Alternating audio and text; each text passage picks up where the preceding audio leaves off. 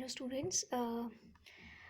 हम previous video में बात कर रहे थे इकोनॉमिक लिबरलिज्म के बारे में। मैंने बताया था आपको, है ना, कि कैसे इकोनॉमिकली भी उस टाइम पे एक फ्रीडम की बात हो रही थी, ताकि जो भी गुड्स हैं उनको फ्रीली यूज़ किया जा सके, फ्रीली मूव किया जा सके मार्केट में, और किसी भी तरह की कस्टम ड्यूटी या टैक्स नहीं देना पड़े। ठीक है, तो अब इस डायरेक्शन में क्या हुआ?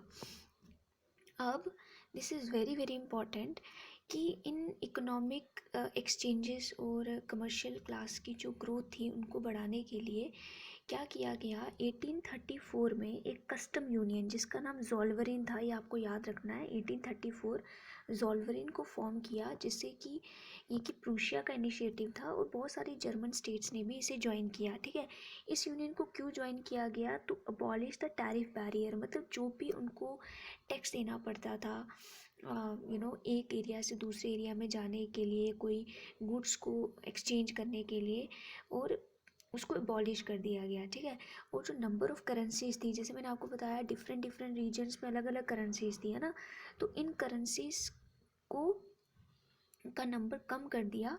पहले 30 करेंसीज थी, अब मिनिमम 2 करेंसी जो थी वो यूज़ में आ गई। ठीक है, उसके बाद जो नेटवर्क था रेलवे का, उसे भी बहुत ज़्यादा प्रमोट किया गया, जिसकी वजह से भी इकोनॉमिक इंटरेस्ट जो थे वो लोगों में आए और एक नेशनल यूनिफिकेशन हुई। नेशनल यूनिफिकेशन कैसे? कि भाई दो रीजन्स जो हैं वो अब फ्रीली मूव कर सकते हैं, आप एक एरिया से दूसरे एरिया में जा सकते हो फ्रीली। ठीक है, तो उससे एक बिजनेस क्लास जो थी उसको भी बहुत फ़ायदा हुआ, और एक इकोनॉमिकली जो बाउंड्रीज थी वो बाउंड्रीज कहीं ना कहीं ख़त्म हो गई, है ना। And a wave of economic nationalism strengthened, तो इकोनॉमिक नेशनलिज्म की वजह से एक कंप्लीट नेशनलिज्म के जो सेंटिमेंट्स थे वो बड़े लोगों में, है ना। अब लोगों को एक एरिया से दूसरे एरिया में जाने में ये नहीं लगता था कि दिस एरिया जो है ये डिफरेंट है या हमसे बिलोंग नहीं करता है। तो इकोनॉमिक लिबरलिज्म की वजह से एक नेशनलिज्म की भावना लोगों में आई। ठीक है, अब नेक्स्ट हमारा टॉपिक है कंजर्वेटिज्म के बारे में। तो आपने 9th स्टैंडर्ड में मैंने आपको बताया था कंजर्वेटिज्म और कंजर्वेटिव थिंकिंग का क्या मतलब होता है। एक ऐसी philosophy, a political philosophy that stress the importance of tradition, okay, and establish institution and customs and prefer gradual development to quick change। देखो, बेसिकली कंजर्वेटिव थिंकिंग वो थिंकिंग होती है जो ट्रेडिशंस के ऊपर बिलीव करे, कि जैसे फॉर एग्जांपल वो जो कंजर्वेटिव्स थे वो चाहते थे कि मनाकी ही इस्टेब्लिश हो, क्योंकि वो हमारा ट्रेडिशन है। ठीक है, वो चाहते थे जो पुरानी चीज़ें हैं, जो पास्ट में जो चीज़ें हमने की हैं, जो हमारा ट्रेडिशन है, इनको होल्ड करके रखा जाए। ठीक है, मोनार्की को इस्टेब्लिश किया जाए। और ये चाहते थे कि एक चेंज, जो अगर हमें क्विक चेंज लाना है तो स्लो डेवलपमेंट हो। ठीक है, बहुत क्विक, मतलब ऐसा नहीं है कि एकदम हम किसी भी चीज़ को ट्रांसफॉर्म करते हैं ना। तो ये basically they believe in the old tradition. ठीक है, जो पुराने चीज़ों को ज़्यादा मानते थे, तो कंजर्वेटिज्म। ओके, तो नेक्स्ट हमारा जो टॉपिक है वो है कंजर्वेटिज्म आफ्टर 1815। तो देखो, 1815 में हुआ क्या था। मेनली 1815 की बात हम क्यों कर रहे हैं? क्योंकि 1815 में नेपोलियन जो है वो बैटल ऑफ वाटरलू में मारा गया था। ठीक है, तो उसके बाद कंप्लीट यूरोप की हिस्ट्री अगेन चेंज हो गई।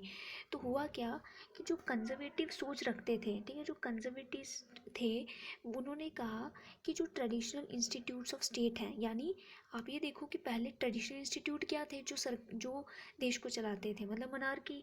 तो ये चाहते थे कि जो भी ट्रेडिशनल इंस्टीट्यूट है, मोनार्की है, चर्च है, सोशल हायरार्की है, प्रॉपर्टी है, फैमिली है, दे शुड बी प्रिजर्व्ड, मतलब इनको हमें प्रिजर्व करना है। कोई एक न्यू चेंज को ये लोग बहुत जल्दी एक्सेप्ट नहीं करते थे। ठीक है, हालांकि they did not propose to return to the society of pre revolutionary days. ये भी नहीं चाहते थे कि रेवोल्यूशन से पहले का टाइम ही आ जाए।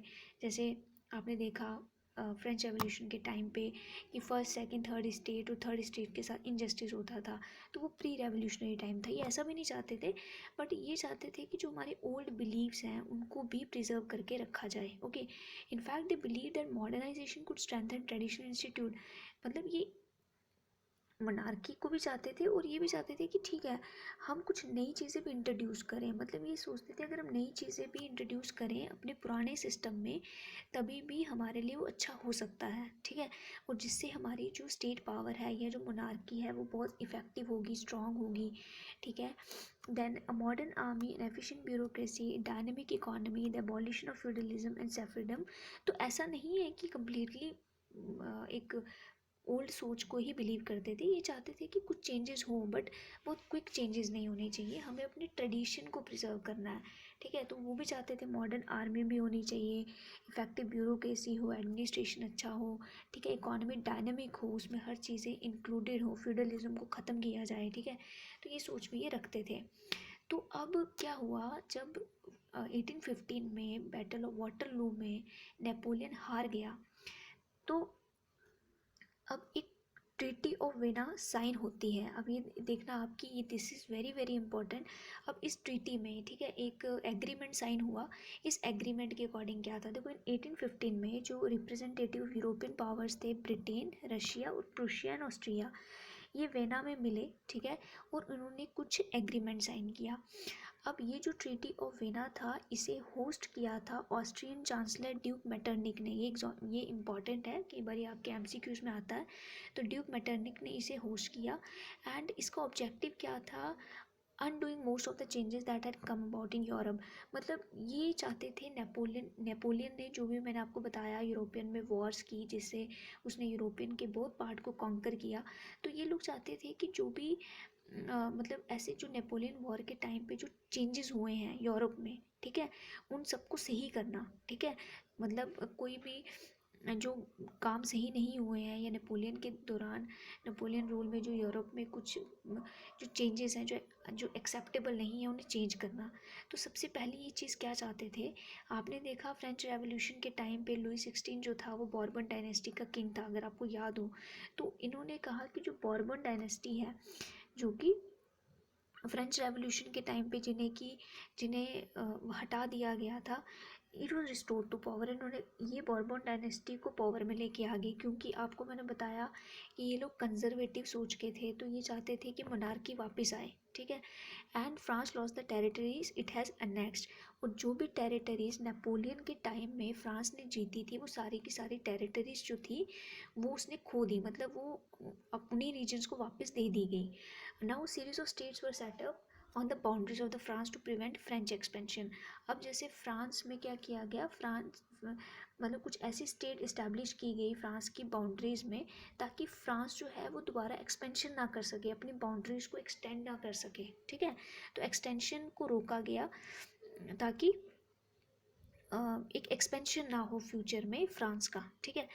अब जो the kingdom of the Netherlands which include Belgium was set up in the north and Genoa was added to Piedmont in the south. अब देखो जो टेरिटरीज में चेंजेस किए गए, नीदरलैंड जो था वो सेटअप कर दिया नॉर्थ में, गिनोया जो था वो पेडमोंट के साथ मिला दिया गया इन द साउथ।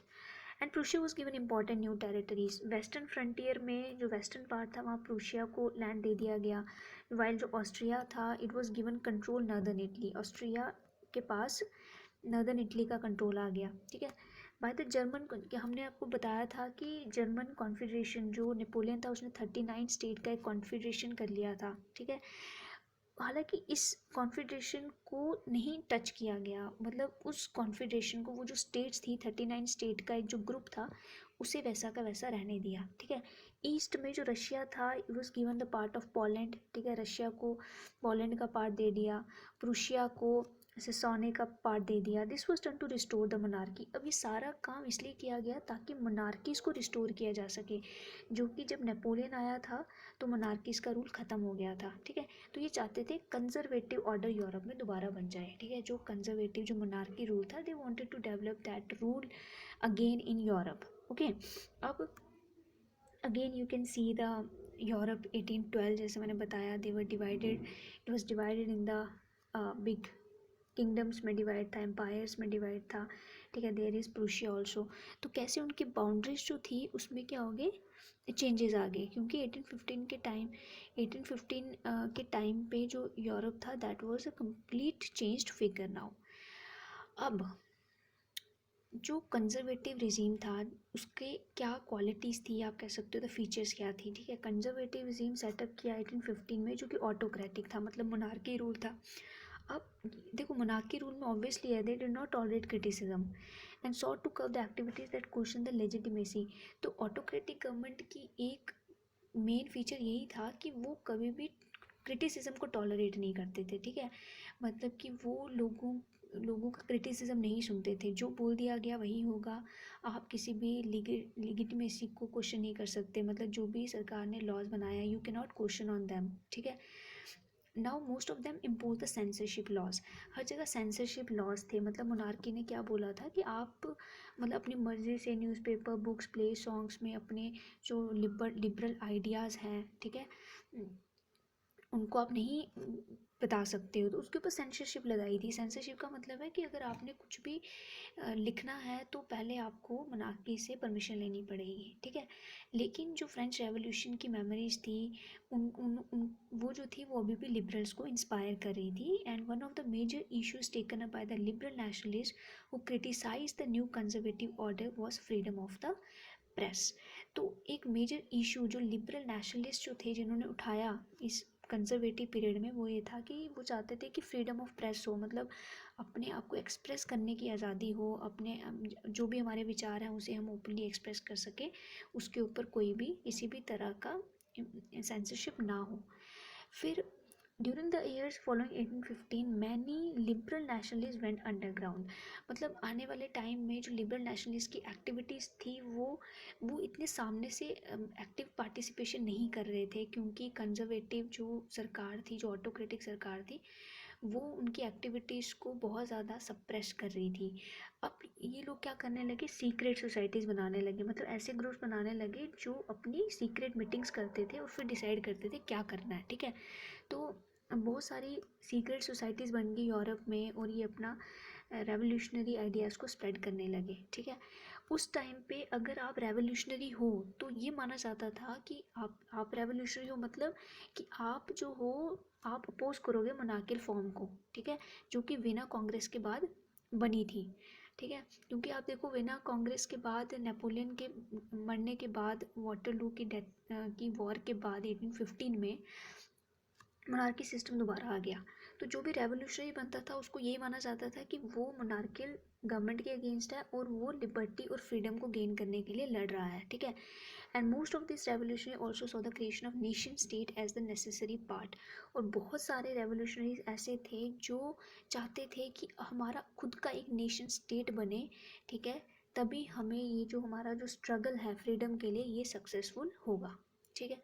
तो बेसिकली आप देखो, जो कंजर्वेटिज्म था उससे क्या हुआ, कंजर्वेटिज्म से ही रेवोल्यूशनरी आइडियाज जो थे वो जनरेट हुए और लोगों ने नेशन स्टेट बनाने के बारे में सोचा, ठीक है। एंड नेक्स्ट विल सी कि कैसे इटली यूनिफाई हुआ और जर्मनी यूनिफिकेशन कैसे हुआ, मतलब वो नेशन स्टेट में कैसे कन्वर्ट हुए, ठीक है। तब तक आप इन्हें बहुत ध्यान से पढ़िए, समझिए कि न्यू कंजर्वेटिज्म क्या था और आफ्टर 1815 कैसे रेवोल्यूशनरी आइडियाज़ जो थे वो डेवलप हुए। Okay, thank you class.